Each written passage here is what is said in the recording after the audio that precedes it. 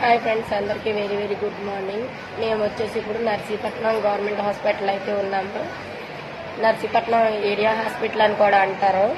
మేము మా ఆరోగ్య పరిస్థితి బాగోక మేము హాస్పిటల్ అడ్మిట్ అయితే ఇక్కడ క్లీన్ చేసే వాళ్ళు ఉంటారు కదండి, అదే మాప్ పెట్టి వాళ్ళు క్లీన్ చేసే వాళ్ళు ఉంటారు కదా, వాళ్ళు వచ్చి పేషెంట్లు అయితే చాలా ఇబ్బంది పడుతున్నారు.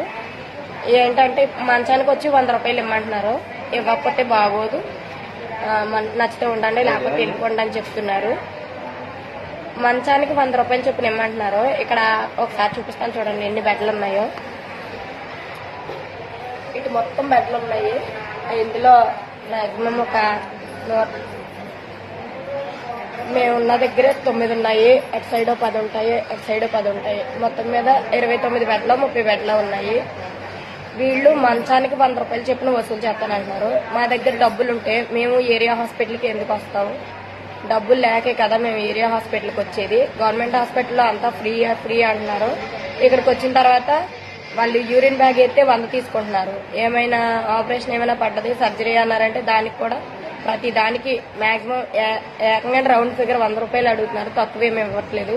స్ట్రెచ్చర్ మీద ఒంట్లో బాగాలేదని కిందకి ఎక్స్రే కానీ ఈసీజీ కానీ ఏమైనా చేయించుకోవాలని వెళ్తే స్ట్రెచ్చర్ మీద తీసుకెళ్తే 100. ప్రతి దానికి కూడా 100కి తక్కువైతే తీసుకోవట్లేదు, కావాలని బాధెత్తున్నారు అనమాట వీళ్ళు. దీని గురించి బయట మనకి ఉన్న ఏరియా హాస్పిటల్లో కూడా ఇంతేనా లేకపోతే ఇక్కడ ఇలా బాధెత్తున్నారు ఇలా అన్నది అంటే జనాన్ని కొంచెం కనుక్కొని ఇది కంట్రోల్ అయితే చేయండి. ప్రతి ఒక్కళ్ళు కూడా చాలా ఇబ్బంది పడుతున్నారు. 1 రూపాయి అంటే దేని దానికి ఉపయోగపడుతుంది. 100 రూపాయలు ఉన్నాయంటే బయట ఏ ఫ్రూట్స్ లేకపోతే ఏ భోజనం వస్తుందని ఆశపడతారు కదా. 5 రూపాయలు అన్నా క్యాంటీన్కి వెళ్ళి తిని రావడానికి ఇబ్బంది పడుతున్న రోజుల్లోని ఇప్పుడు వీళ్ళు కావాలని వచ్చి మనిషికి 100 రూపాయలు చొప్పున ఇచ్చేయమంటే ఎక్కడ ఇచ్చేయగలరు చెప్పండి? మేము అలాగని అడిగామనేసి మళ్ళీ తిరగబడుతున్నారు వీళ్ళే. ఈ రూమ్ మొత్తానికి కూడా చాలా మంది అడగడానికి అయితే సిద్ధంగా ఉన్నారు. నిన్న కొంతమందిని అలాగే డిమాండ్ చేశారంట. ప్రతి ఒక్కరు కూడా ఇలాంటి డిమాండ్ చేయడం అయితే కరెక్ట్ కాదు. వాళ్ళకి శాలరీలు ఆపేయండి. అలాగైతే మేము మనిషికి 100 రూపాయలు చొప్పున ఇస్తాము. లేదా వాళ్ళకి శాలరీలు ఇస్తే మా దగ్గర నుంచి డబ్బులు తీసుకోవద్దని చెప్పండి. నేను మీ నుంచి కోరుకునేది ఇది ఒకటే.